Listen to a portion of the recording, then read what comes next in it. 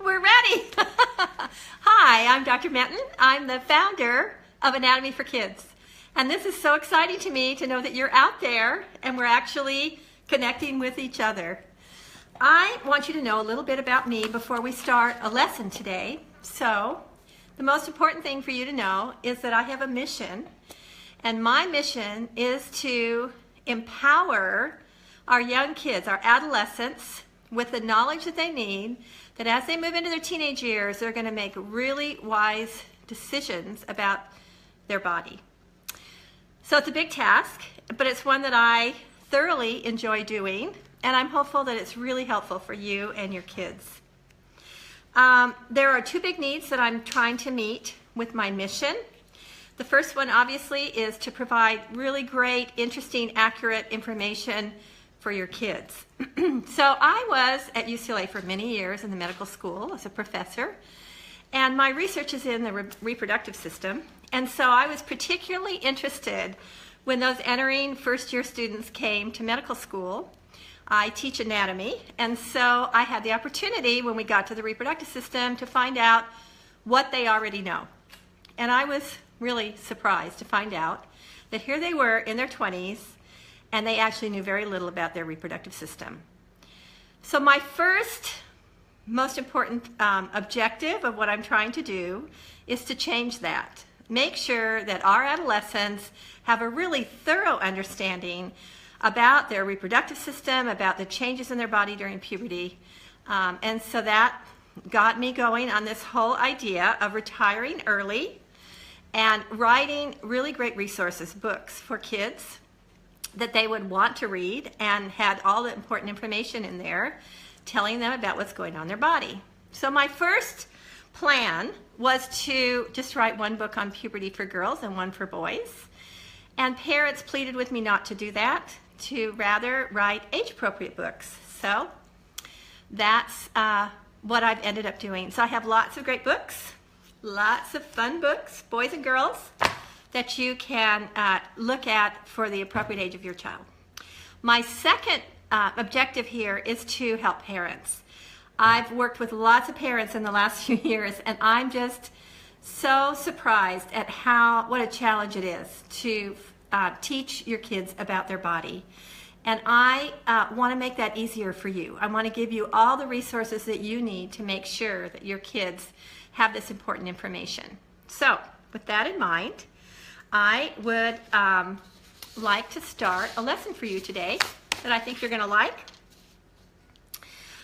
Because I'm kind of an advocate for these adolescents. I'm on a mission there to help you know what's going on inside of your child so that you can adjust the way you're responding to them to help them as they're moving through this big transition in their life. So the title today is Raging Hormones or Just Bad Attitudes. And I think if you talk to most parents, if you get a group of parents together who have adolescents, they're all going to kind of say the same thing. What has happened to my child? Why has their personality changed so much now that they have entered adolescence? So I might have some new viewers that have just joined me. I want to welcome you too. And I'm just beginning the lesson part of our presentation today. So welcome. We know that there is a big shift that happens with your child as they move into adolescence, and we also know that it has something to do with hormones. And so for years, their changes in their attitudes have been described as being due to raging hormones. But the truth is, the hormones are really not as significant in these attitudinal changes that we thought. So there are actually two aspects to this, and one part is going to have to do with changes that are going on in their brain, and the other part is going to have to do with this particular time in their life called puberty. So let's talk about the brain first. You know, your child's brain has been consistently growing all these years, but when they hit adolescence, their brain goes into this really magnificent time of development. So it's like it just gets turned on in this big way, and there's lots of activity going on there. So this transition time of development can tend to be a little bit bumpy, as you've many of you probably already realized. For example, in the morning, your daughter doesn't want to talk to you. She's storming around the house. She grabs her stuff. She goes out the door. There's no goodbye, no nothing. But then she comes home, and about 3 o'clock, she's curled up in your arms and wants a hug. Now, this leaves parents just totally confused. What is going on here with this child? I never know what I'm going to get from moment to moment. So let's see what's going on. I'm only going to talk about 2 aspects of the brain today, briefly, and then you have lots of time. You can ask me questions if you want. The first one is about a chemical in the brain that's called dopamine. Dopamine has a big part in this whole activity going on in your child's brain during adolescence. Dopamine is the chemical in your brain that you associate with the reward system. So you've probably noticed that your adolescent is just really into risky behavior. They are driven for these goals that they set for themselves. It's just like a drive without any reason. And so dopamine gives them a sense of being alive. You know, for example, I have watched my grandson, who's in this age group, go flying down the street, hair on fire, no helmet, squealing at the top of his lungs because he's having such a great time. And I'm thinking, oh gosh, what's going to happen if this kid crashes? But he's loving it. And the more excitement means he wants to do it more and more. Dopamine. That's the culprit here. Daniel Siegel, in his book Brainstorm, describes it as foot on the gas and no brakes. That's dopamine. It increases their impulsiveness, and they don't take time to reflect on what they're doing. So the response from you is, what were you thinking? Well, you know, they probably weren't thinking. They were being flooded with dopamine. The other part of the brain I want to talk about is the prefrontal cortex. So it's a part of the brain that's located right here behind your forehead. And this actually is the part of your brain that we call the brakes. So the prefrontal cortex is the one that inspires you to be more thoughtful about what you're doing, to be organized, to plan ahead. It's responsible for self-awareness, and sadly, in these adolescents, it's not very well developed. It takes time for this prefrontal cortex to make its connections with other parts of the brain. So what you end up with is this on-fire adolescent with no common sense. So you probably see that in a lot of their activities. This is a brain phenomenon. So, in addition to this rapid development going on in their brain, you and I both know that they also have a lot going on in their reproductive system. Now, this is where hormones are involved. So during this same period of time of adolescence, their reproductive system is maturing, and that process is called puberty. So through puberty, we have hormones from the ovaries for your daughters and hormones from the testicles for your sons, and these hormones are having a major impact on their body, particularly reproductive system, and probably a little bit on their brain as well. But as you can see, the big challenge really is what's going on in the brain. So raging hormones, probably not so accurate anymore. We probably should talk about raging brain. So what does all this mean for you? Okay, welcome again. If I have some new viewers, I want to make sure you feel welcomed. So what does this mean for you?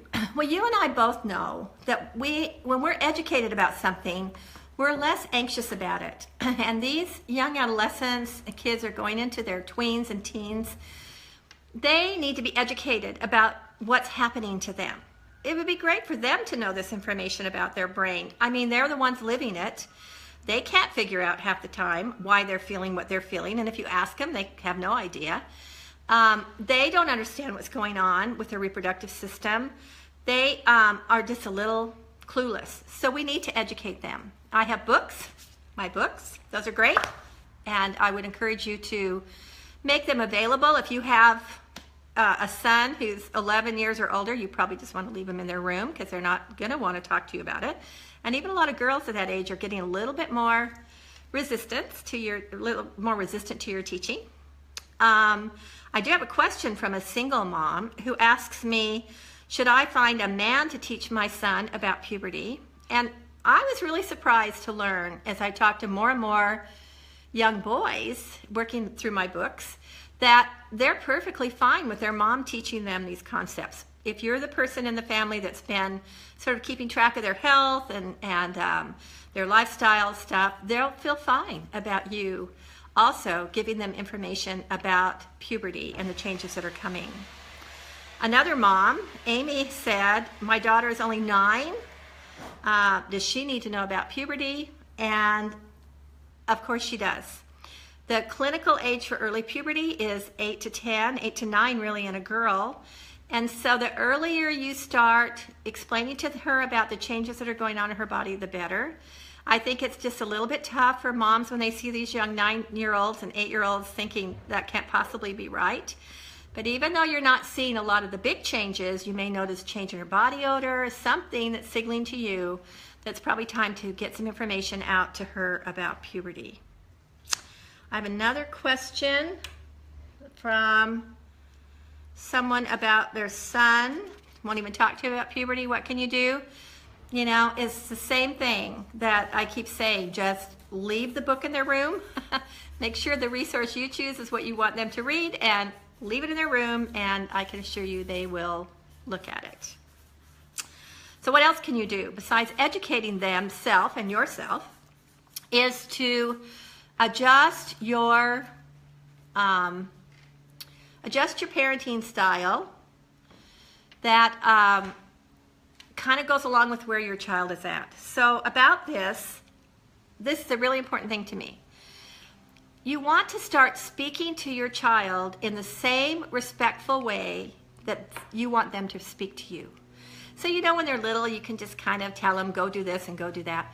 Once they hit this stage in their life, they hit adolescence, it's time then for you to start speaking to them as you would if they were a young adult.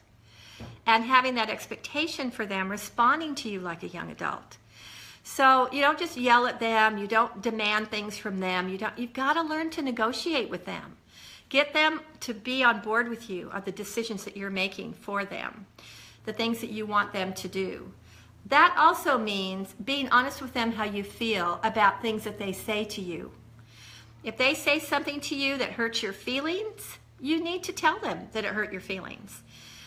If they are being resistant to a plan that you have, give them some cool off time, sit down with them when things are a little bit more normal, and try to negotiate through the plan that you have and that you want them to buy into with you.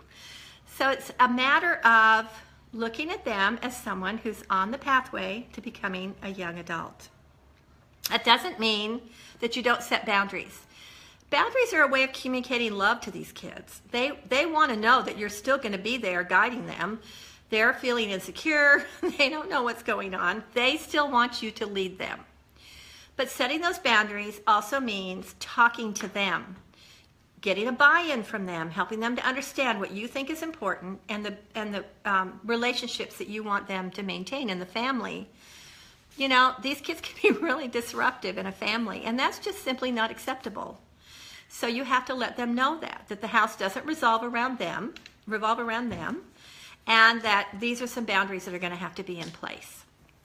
They are going to fight you, they're going to be mad at you, and there'll be all kinds of drama, but they'll follow your lead because they really do want you in there setting those boundaries for them.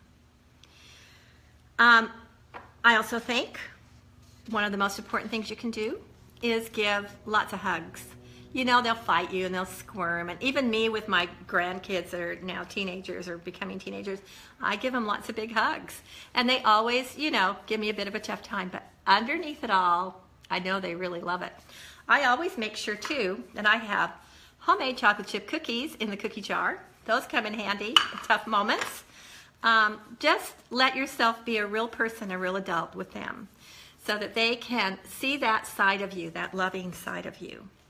It's time for you to start letting them grow up, letting them move toward their friendships, toward their expectations for their life, and becoming part of that pathway with them. Instead of the one telling them, you now need to be someone who's guiding them and helping them. I think we have some questions here. Let me find them. Look on your phone. On my phone. Okay. So, make the books available is the best piece of advice. Sometimes they don't want to feel it.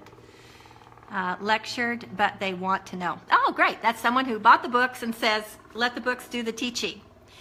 Let's see, what else do we have here? What is the best way to deal with my daughter when her bad mood is affecting everybody in the family? And I just mentioned that. That's not acceptable. These kids must learn to work within whatever unit they're in and learn to be respectful. Just don't attack it head on. Give them some time to cool down when there's a family situation, and then go in and talk to them. Those abrupt reactions to them only accelerate the problem. Another thing about that, it's really great to have family dinners.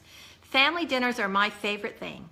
That's a place where everybody gets to talk. The ones that are kind of upset probably won't talk, but they'll at least listen and they'll hear, and they'll see that unity in the family. So every chance that you have to put together a family dinner, I really encourage you to do that. Okay, when my son responds to me in a rude way, I want to react back. What is the best way to handle these emotional situations? These kids can really hurt your feelings, but you got to toughen up a little bit, get a little tougher, separate yourself from the situation, and remember what I told you. There are things going on in their brain and in their body that they don't even understand, and they're just reacting. They're insecure about something. I mean, just think about it. You go into puberty and you gain weight and you get pimples, and there's all kinds of social issues going on around you, a lot of stress on them. So try to step back. Don't react right away. They don't really mean to hurt you, I believe. And give them a little room to cool down, and then talk to them about it. But make sure you let them know that it hurt your feelings. Okay, lecture, and son is 13 years old. And he comes over and he's very quiet and pretty much lost this visit. However, when he was with his mom, comes to argue with her a little bit, but more than he needs to. Okay, so this again is addressing the child who just withdraws and pulls away. Not uncommon during this adolescent time. I just saw my grandson a few minutes ago. He was very quiet. I just let him be quiet. You know, sometimes they just need that. They need a little space. And they don't want to talk. Don't make them talk. There are situations where you do need them to talk.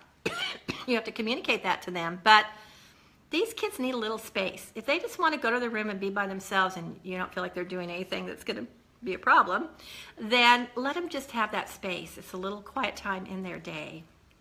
Let's see, do I have anything else on here? Okay, no, that's good. All right. There is so much more that we could talk about. Is there anything in particular that any of you want to know about? Excuse me just a minute. I'm going to drink a little water here.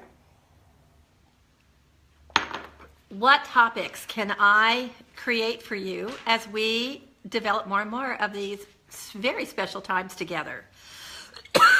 I want to remind you that I've done a lot of different videos. I put one up every Tuesday on Facebook, and you can find them on YouTube for Anatomy for Kids. So you can go back and see these topics. There are a large variety of them, but I am always happy to address a new topic that you find important. You can comment to me on Facebook. You can send me an email at drm, Dr. Menton, drm, at anatomyforkids.com.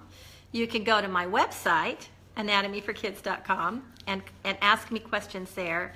And I'm always going to be there for you. So please take to heart the things I'm talking about today. Recognize that an adolescent is kind of a special little character in your life now, and everybody's going to have to adjust. They're going to have to adjust, and you're going to have to adjust. So it's time for all of us to move toward being a young adult, and the pathway is going to take some very interesting curves along the way. So this is Dr. Menton with Anatomy for Kids, and I thank all of you for joining me today.